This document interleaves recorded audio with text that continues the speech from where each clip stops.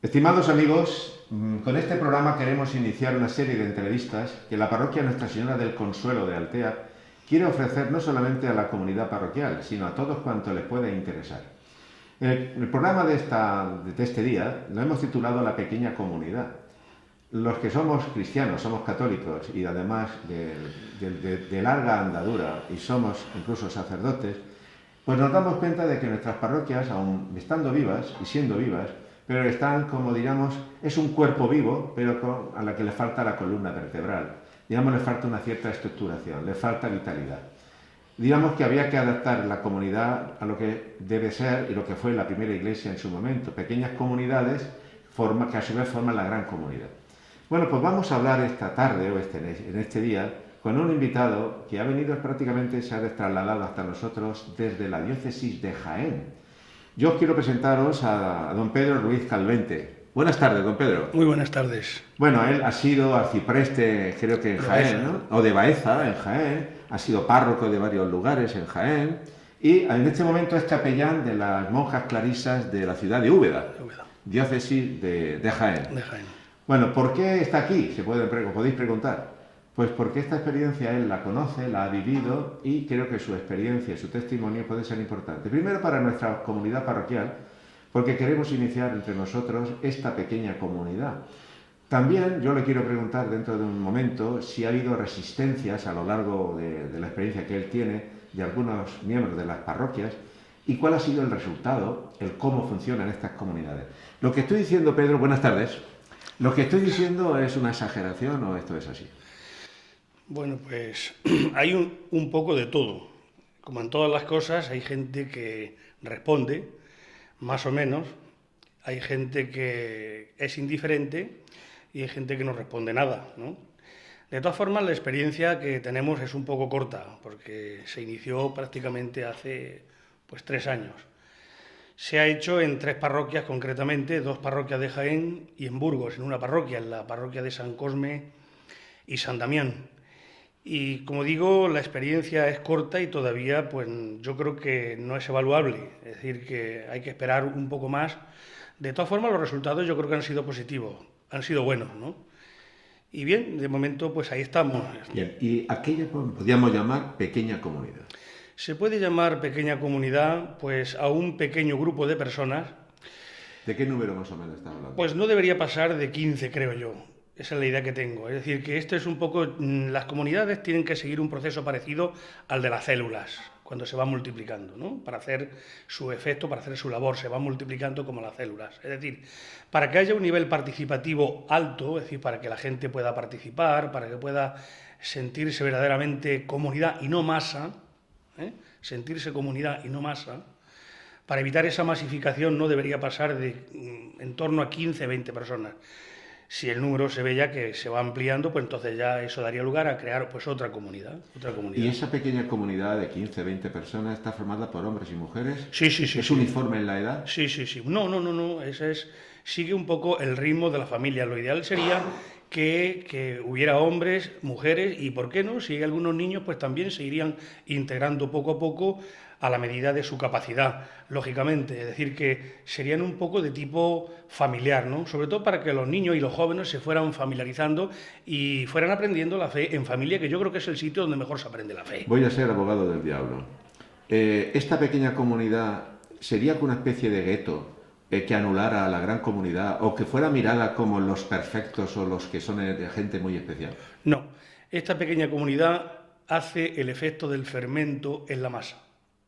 Es decir, que lo mismo que la levadura es necesaria para que se haga el pan, pues la gran comunidad, la comunidad grande, la comunidad parroquial, podríamos decirlo así, necesita de esta pequeña comunidad que, actuando de fermento, reavive a la gran comunidad. Es decir, metiéndose, introduciéndose en esta gran comunidad, en la amplia comunidad parroquial, pues vaya dándole sentido, dándole sabor, ¿no? Y dándole un poco significación en torno a conseguir ese objetivo que queremos que sea lo que debe ser una comunidad parroquial, ¿no? Sí.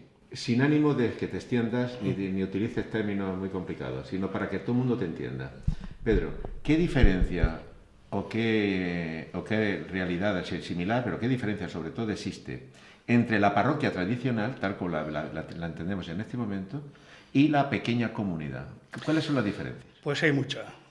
Es decir, hasta ahora, lógicamente, lo que conocemos como comunidad parroquial, pues vemos un grupo de personas que tradicionalmente han heredado esa fe cristiana, pero ha sido una fe cristiana que no es comprometida.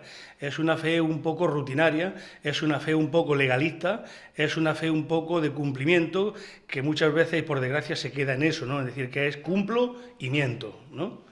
Lo que es, sin llegar a ofender a nadie, ¿no? Pero ya sabemos lo que es el cumplimiento, ¿no? Es decir, es ir un poco más allá del cumplimiento, es una fe comprometida.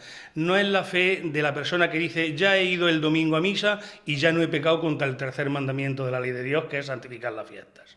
Como yo he oído decir a gente, ¿no? Ya he cumplido con el tercer mandamiento. Hay Incluso gente que llega Pascua, he cumplido, ya me he confesado por Pascua y hasta el año que viene. Exactamente, ¿no? Bien, y desde tu experiencia de los 3 años que tú vas conociendo estas 2 parroquias de Jaén y esa otra que me has dicho de Burgos, ¿qué ha aportado lo que tú hayas visto hasta este momento en la experiencia que se está viviendo hasta ahora en esas 3 comunidades, dentro de 3 parroquias, esta pequeña comunidad?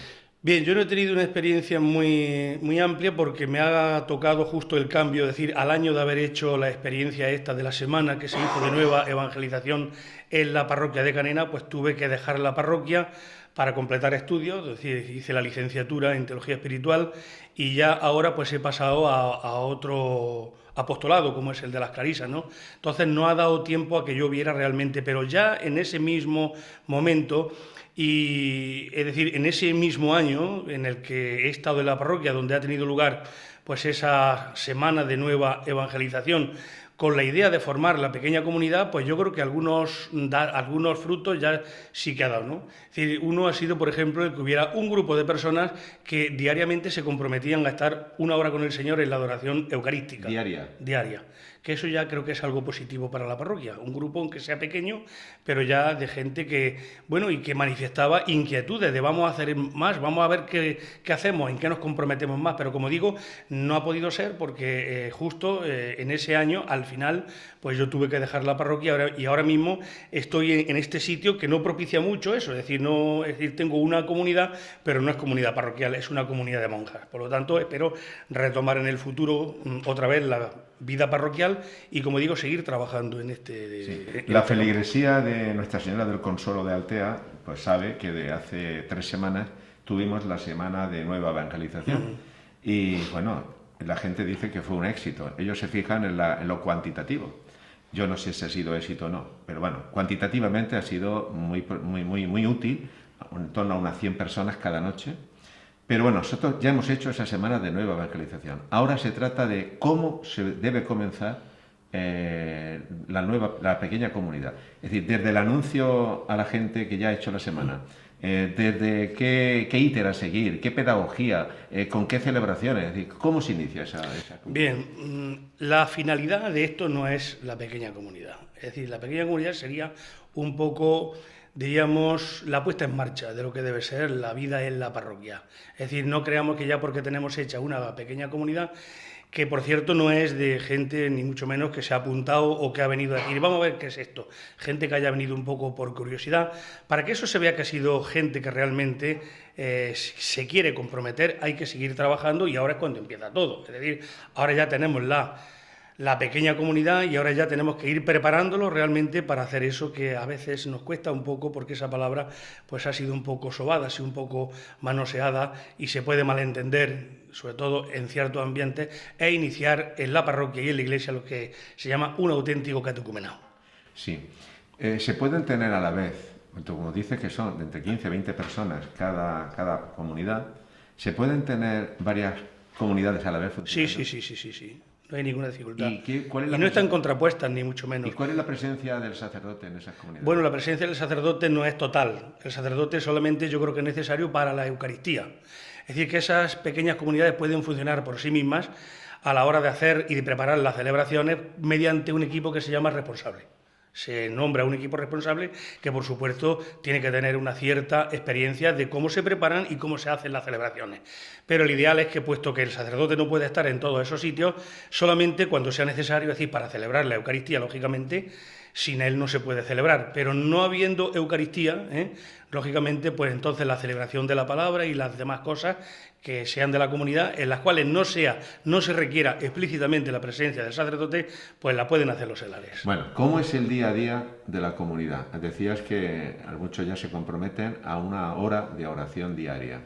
Pero bueno, ¿qué tipo de celebraciones? Sí. ¿Cada cuánto tiempo? Sí. Vamos a ver, yo lo que he detectado en la parroquia es que hay gente que quiere la adoración eucarística, pero no quiere comprometerse a más. Entonces, una cosa sería la comunidad eucarística parroquial, son gente que les va muy bien y que les gusta la adoración eucarística, pero no quieren comprometerse más porque a lo mejor el Señor no les pide más que eso. Y luego está la pequeña comunidad parroquial ya, que son gente... De lo que estamos hablando. Sí, a veces un poco interfiere una cosa con la otra, puede haber gente que esté en las dos cosas, ¿no? Pero la diferencia es esa, no es decir que la pequeña comunidad ya, no la comunidad eucarística, sino la pequeña comunidad, pues sí que tiene una serie de actividades que son las que configuran precisamente su caminar, ¿no? Que es el itinerario que se han comprometido a hacer, que es el itinerario de la vida cristiana, que es el itinerario de la fe, en definitiva. En concreto? Y entonces, pues, por decirlo así, tendrían una serie de celebraciones, por ejemplo, cada 15 días tendrían una celebración de la palabra. También una celebración de la Eucaristía. El Antiguo y el Nuevo Testamento. Sí, y también en torno a alguna... En torno a una palabra que se ha elegido. Sí, en torno a una palabra que se ha elegido, que se carga de sentido y se carga de contenido, como puede ser la palabra comunión, como puede ser la palabra caridad, como puede ser la palabra entrega o compromiso, lo que sea, ¿no? Y en torno a esa palabra, pues se está buscando todo lo que la Biblia, el Antiguo y el Nuevo Testamento dicen, aparte ya de los ecos personales, que es ya lo que el Espíritu Santo le diga a las personas concretas sobre esa palabra, ¿no? Sí, he entendido bien. Tenemos cada 15 días una celebración de la palabra, que es acceso a la palabra de Dios, que es nuestro alimento.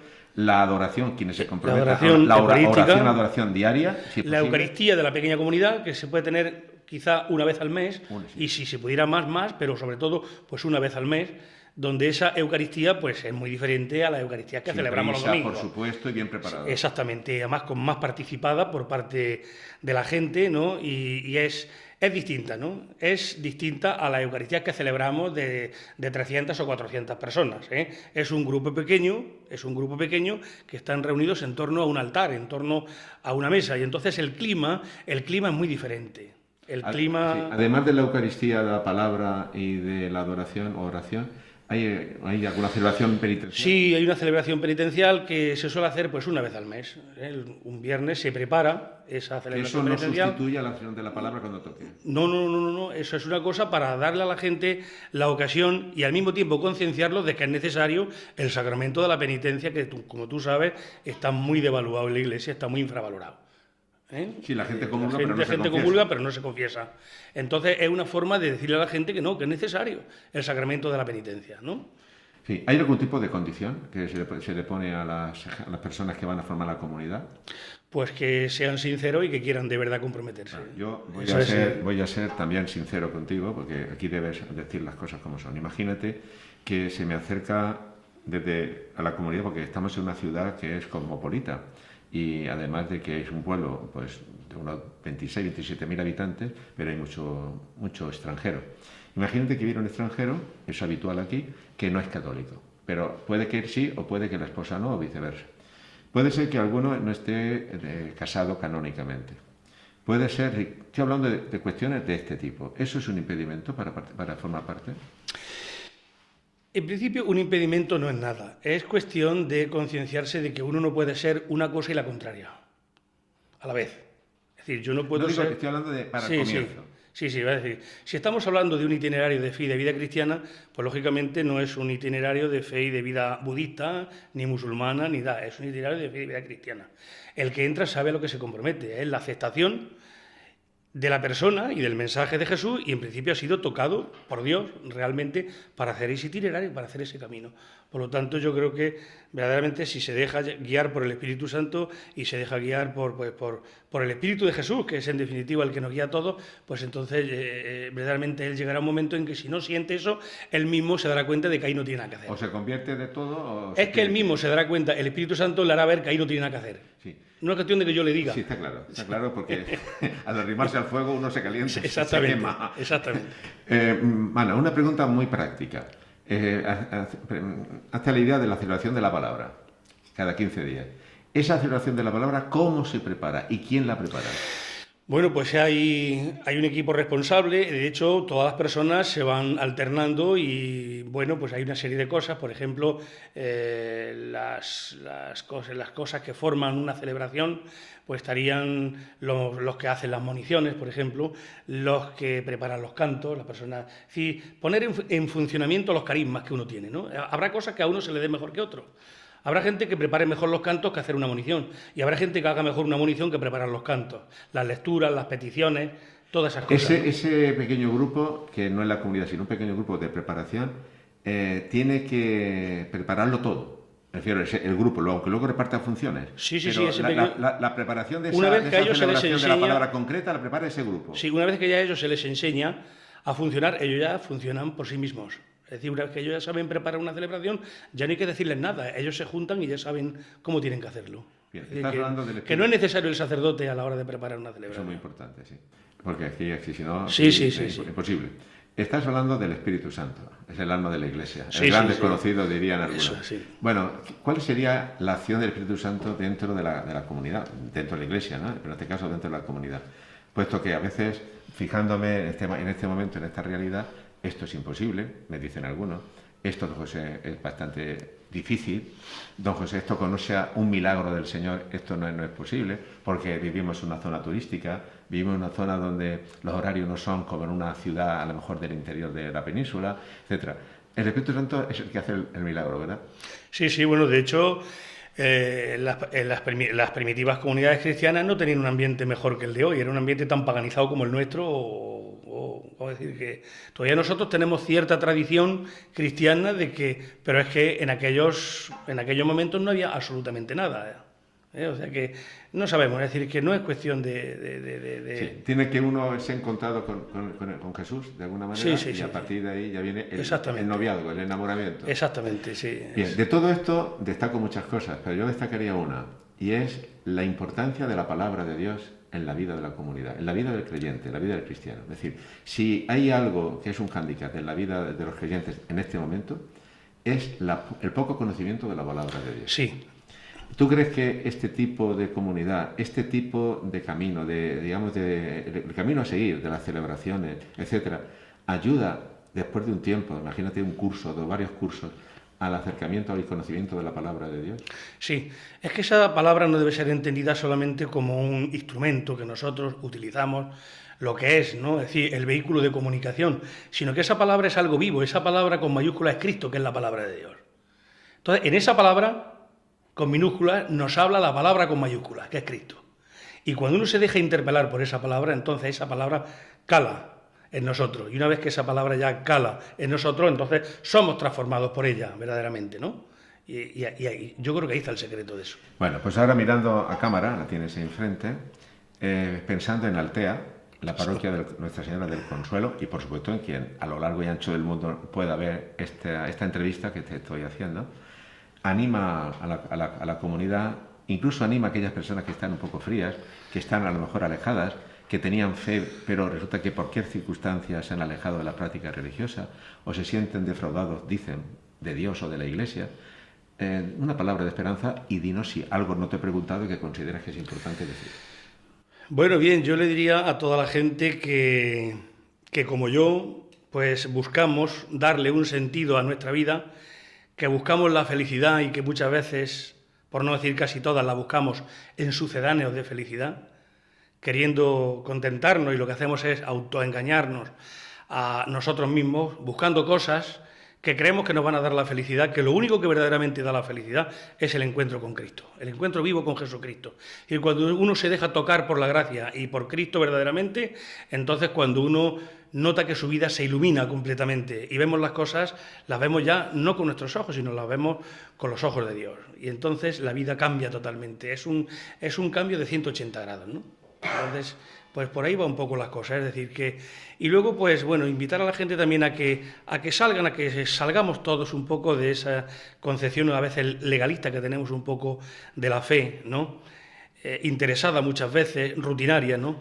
Para hacer algo realmente vivo, ¿no? Es decir, para hacer algo, lo que es la fe realmente, que es un encuentro con Cristo y una comunicación y una participación de esta alegría que sentimos, darla a conocer a los demás, con la idea de crear esa verdadera fraternidad universal que el mundo no sabe cómo crearla. Es decir, que ni los políticos, ni los convenios, ni nada puede crear realmente un sentimiento de hermandad, como realmente lo consiguieron personas como Francisco de Asís, por ejemplo, donde él se dio cuenta de que la clave realmente, para que el mundo funcione mejor, de crear esa fraternidad universal, donde todos nos sintamos hermanos y querernos unos a otros, era cuando tenemos ese sentimiento de sentirnos primero hijos de Dios.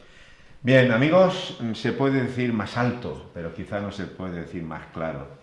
Yo quiero agradecer a don Pedro el que se haya desplazado hasta nuestra ciudad, hasta Altea, haya venido aquí a nuestra parroquia a compartir con nosotros esta experiencia.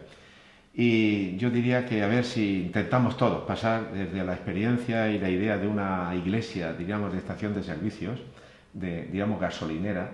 No sé si os acordáis de ese anuncio publicitario, tú no sé si a lo mejor te acuerdas, que va en un coche y un niño está sentado en la parte de atrás y dice: papá, ¿cuándo quiere que le compre una chuche?